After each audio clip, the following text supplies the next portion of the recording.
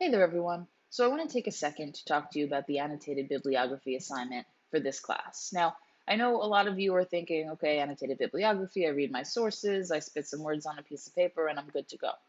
Okay, sure, you can approach it that way, or you can approach it thinking this is a tool that will help me throughout the rest of the research project. Okay, and that's how I hope that you'll think of it, right? Reading sources and kind of jotting down some notes is really helpful, but when those notes are tailored to the argument you are planning to make, then that becomes even more invaluable. Okay, and if you do this correctly and you put in the requisite amount of time, then not only will this become a great tool for you to use for your historiography, but your final research paper as well. Okay, so please keep that in mind as you're completing this assignment. Now, just go over the assignment requirements for the annotated bibliography really briefly. You'll need 6 annotations for this assignment, okay? 1 annotation for each of your scholarly secondary sources. I'm not asking you to create an annotation for your primary source.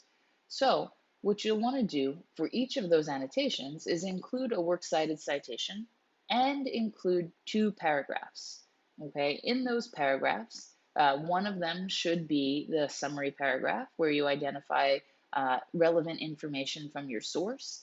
And the other paragraph is going to be the argument paragraph. That's going to identify how you think you'll utilize this source in your essay, meaning your final research essay, and also how you know the source is scholarly, because it's important to know if you're working with a scholarly source or a popular source, especially since the sources we need to work with are scholarly. So let's dig into this a little bit deeper. Okay, so we have our works cited annotation now, or our works cited citation. So keep in mind that this class asks you to utilize Galileo for your sources.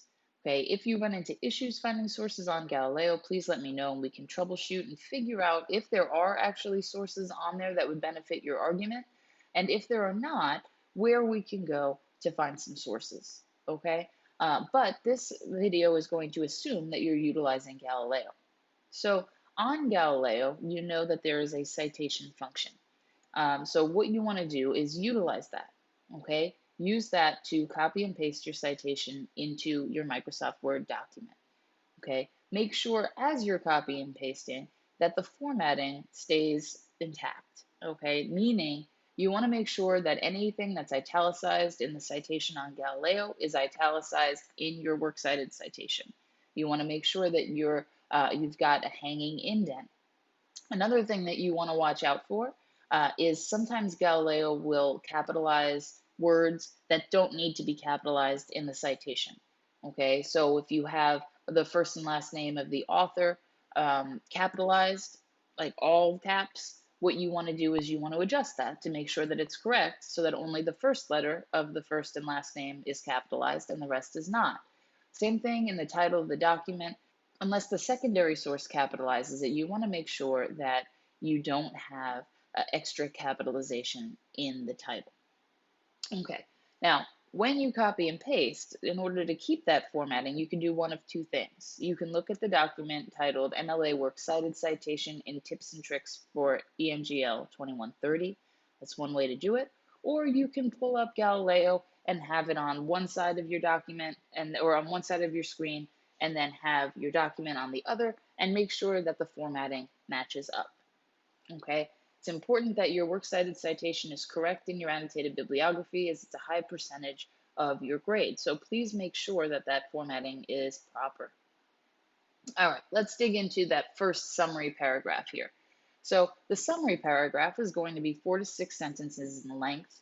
It's going to identify the most helpful arguments presented in the source, right? So when I say the most helpful, I mean the most helpful to your idea that you had submitted in your research proposal, okay? So this idea that you have, while of course it may alter just a little bit as you go through, you kind of want to try to stick to that so that way that your sources can be the most beneficial and your previous assignments can be most beneficial to your research essay at the end of term. Okay, you want to make sure that you're citing using proper MLA formatting. So let's take a look at some examples of this. Okay, so this is the sample annotated bibliography that you can find on Blackboard. So just looking at it, we can see that there is a heading, there's a header that has your last name and your page number. It has a title. This is the tentative title for your final project, right? Your final research paper. That can change however you need. And then you want to make sure that you include works cited down here. Okay, that's important that you identify that we are working on a works cited page here, because essentially what an annotated bibliography is just an enhanced works cited page. Okay, that being said, you have to follow all the same rules as a works cited page, including properly formatted works cited citations, making sure to put them in alphabetical order, making sure to use a hanging indent, all of those things. So if you have any questions about anything like that, definitely check out the tips and tricks in ENGL 2130 in Blackboard, and that will definitely give you some tools to be able to refamiliarize yourself with the works cited page formatting. Okay, so to talk about how to utilize information in this assignment, I'm going to scroll down to Jack Halberstam's article here. Let's just scroll down. Okay, here we are. Boom. So we have the citation there. Awesome. So we know where we're going. We're in the right place. Now, as we look, we can see this first sentence does not contain an in-text citation. Weird, right? Not really. Okay, so the reason it's not weird is because this particular sentence, throughout this publication, Jack Halberstam identifies masculinity not as a function of male dominance or power, but instead a method of presentation that all genders may tap into. That sentence encompasses the entirety of what this particular source is about. So instead of saying, okay, saying what this is, and then saying Halberstam, pages 1 through 20, whatever, right? We don't have to do that because there's no need to. If it's discussing the entirety, then this becomes just general knowledge. All right, so we don't need an in-text citation for something that it discusses a point in its entirety, or that a source discusses in its entirety. Now, when it comes to more specific points, we do need an in-text citation. So take a look at this next sentence, right? We can see that there is a quotation in here. We can see that we've introduced it with our own language, and then a quotation comes in and identifies a specific point in the text. And with that quotation, we need to have an in-text citation. So we can see for the reader, but also for you, okay, if I want to find out more of what Halberstam said here, all I need to do is go on to page 13, and I'll be able to find that info very easily. Okay, so it works twofold. It helps you, and it helps your reader, while all the while crediting Jack Halberstam. Okay. Now, this next sentence does not contain a quotation at all, but it does have an in-text citation right here. That's weird, right? Nah, it's a paraphrase. Okay, so with a paraphrase, you're taking someone else's idea and you're restating it using your own sentence structure and your own language. So we can see this transgressive methodology suggests that in order to use Halberstam's methodology, termed queer methodology, the reader must utilize an interdisciplinary approach. Okay, this is the same idea that Halberstam identified, but it's not the same exact. It's not the same exact language.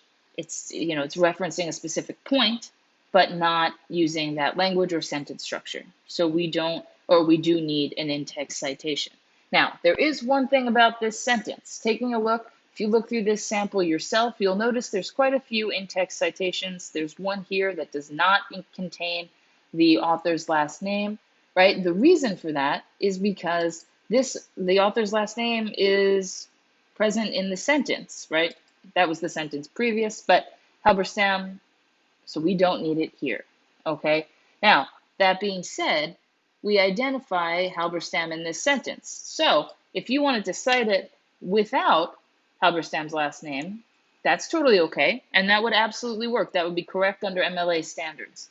Now, if you do want to use Halberstam's last name or your author's last name, just to keep it consistent for yourself, whether you use their name in the sentence or not, you can do that.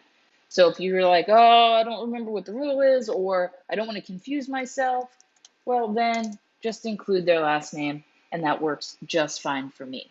Okay, the big thing is that I want to make sure the in-text citation points the reader exactly where they need to look for both paraphrases and quotations. Okay, so now let's talk about the argument paragraph. Okay, this is definitely something that's looking forward to the research paper, not to the historiography essay. Okay, so you want to kind of keep that in mind that this particular paragraph is going to be something that benefits you long term, while the summary paragraph will benefit you both short and long term. Okay, the argument paragraph should be 4 to 6 sentences in length. It should identify how you believe the source will be used in your essay. Now, you don't have to exactly stick to what you're saying in here if you find a more beneficial way to utilize this source as you continue your research and become more of an expert. But you want to kind of have an idea, right? So at least you can look back at the end of term and say, okay, this is how I thought I was going to use it. This is how it's now kind of molding into. Let's make sure that that adjustment is something that'll be beneficial. Okay. And then it also identifies how you know the source is scholarly. Please don't forget this. It has its own section on the rubric. Just make sure that you identify how you know. And well, how do you know? Really?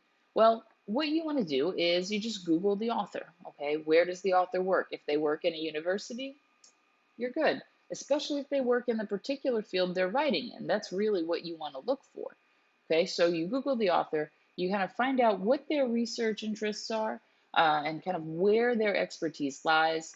And if it aligns with what you're working with, fabulous. Okay, what you don't want is someone who works for a blog or a newspaper or just a random website.